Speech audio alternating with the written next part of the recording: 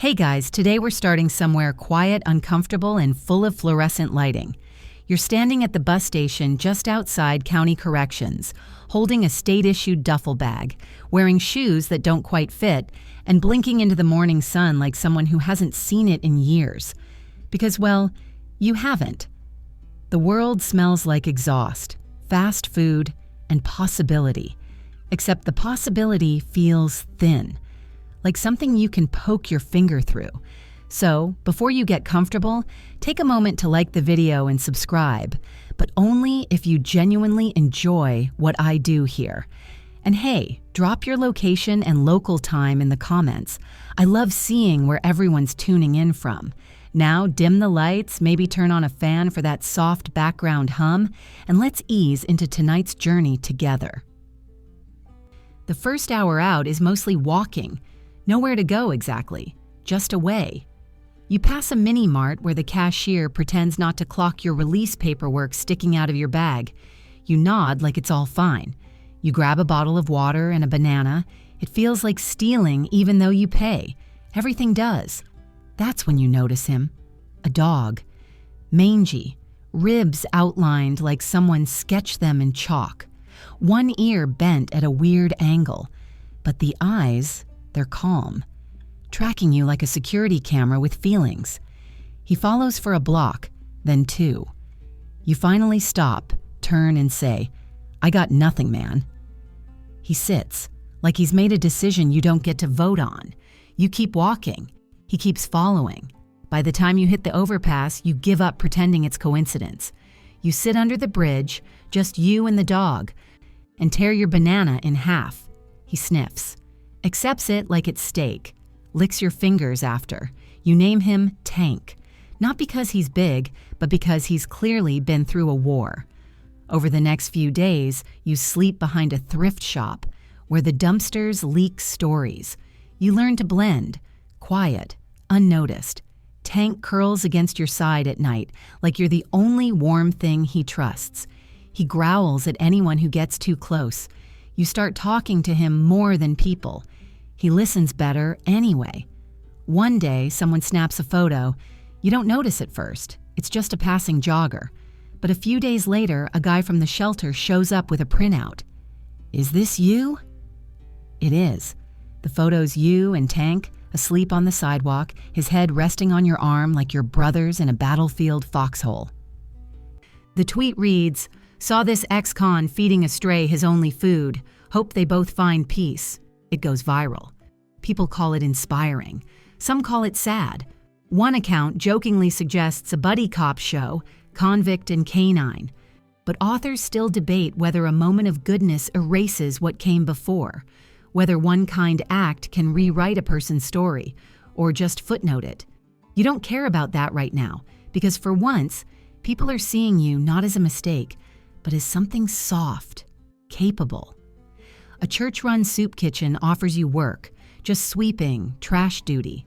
Tank waits outside each shift like clockwork. You save up. Buy him better food before you get it for yourself. The dog becomes your anchor, and maybe, just maybe, your second chance too.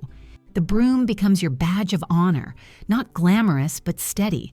You learn the rhythm of this new world. Coffee at 6, trash bags out by 7, mop and rinse before the sun hits its highest note. People start nodding at you instead of looking past you. Small stuff, but it counts. Tank waits outside the back door like a sentinel, tail wagging the second he hears your footsteps. He's put on weight now, still scrappy, but healthier. His fur's less patchy. Even got him a little bandana from the dollar store. Red like a superhero cape he didn't ask for but wears anyway. On your lunch breaks, you sit with Tank under the tree by the parking lot. Sometimes you talk. Sometimes you just breathe. One day, a kid wanders too close, all sticky fingers and curiosity, reaches right for Tank's tail. You flinch, ready for a growl, a nip, something. But Tank turns his head, licks the kid's hand, like he remembers what it's like to be scared of your own shadow. The kid giggles, runs off, you blink. Later that night, you post about it. Just a sentence. Tank let a toddler pull his ear today. Didn't even flinch. We're both learning how to trust again.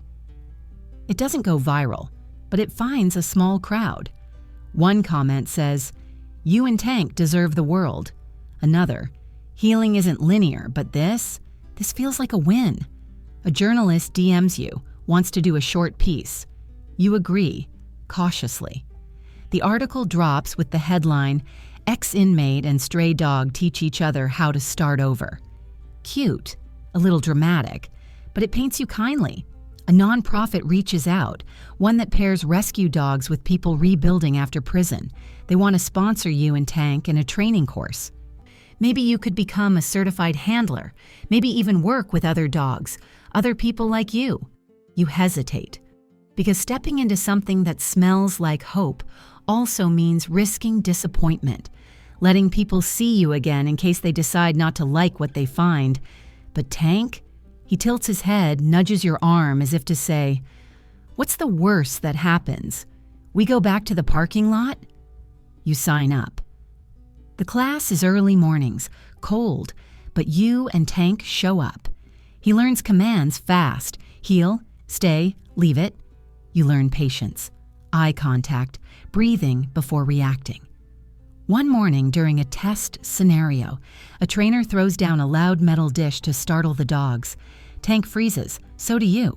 But instead of barking or bolting, Tank looks at you, waits, you nod. He relaxes. And something in your chest, something tangled for years, starts to loosen. Authors still debate whether dogs mirror our souls or simply adapt to survive.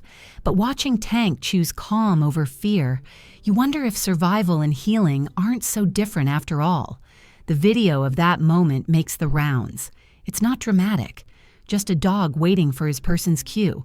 But someone adds soft piano music in slow motion, and suddenly strangers are commenting things like, "I cried at this. I wish someone looked at me the way Tank looks at him." And then, hilariously, "I trust this dog more than half my exes." The course ends. You pass. Tank gets his own certificate too. Canine Companion Level 1. It's laminated and everything. The shelter where you used to sleep offers you a part-time job helping with intake. Dogs mostly, sometimes cats. A scared teenager with a lip piercing shows up one day with a bruised knuckle and a trembling pit bull. You sit with him. Let him talk. Let Tank sit beside them like a furry therapist with no license but perfect timing. You start believing maybe you can do this. Be someone people trust. Someone dogs lean on.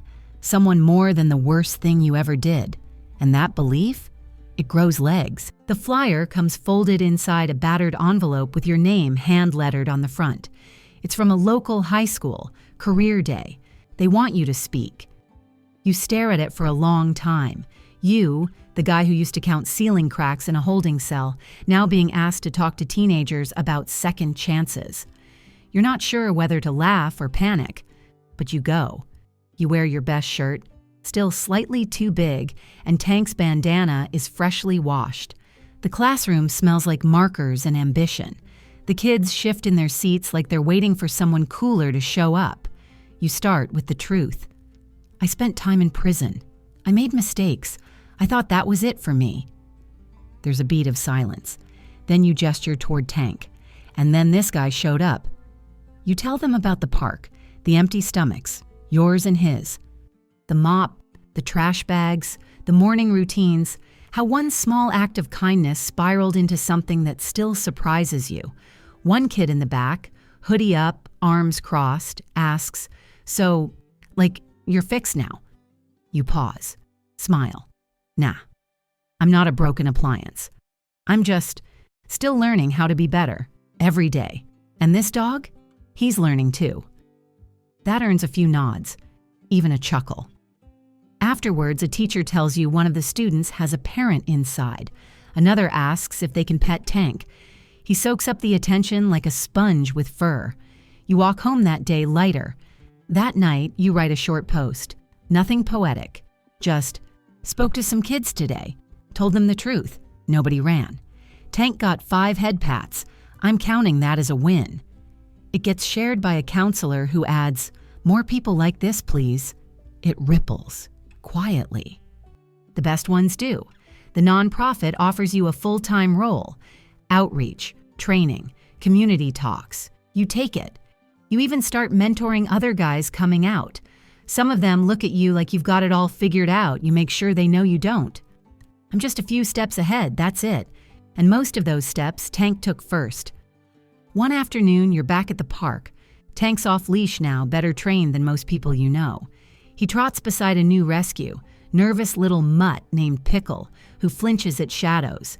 Tank doesn't crowd him, just walks a bit ahead, looks back, waits, walks again. You smile, because that's you too now, not forcing anyone to catch up, just showing the way by being steady. Authors still debate whether rehabilitation is truly possible, or if it's just a polite way to delay judgment. But watching Tank guide that scared dog through sunlight and leaves, you think, maybe it's not about fixing people. Maybe it's about walking beside them long enough for them to fix themselves.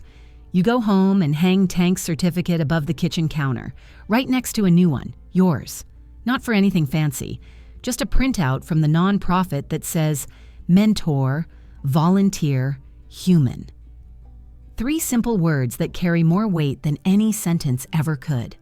One evening, you're sitting on the stoop, Tank's chin on your foot, and a stranger walks by, says, "Hey, aren't you the guy from that video with the dog?"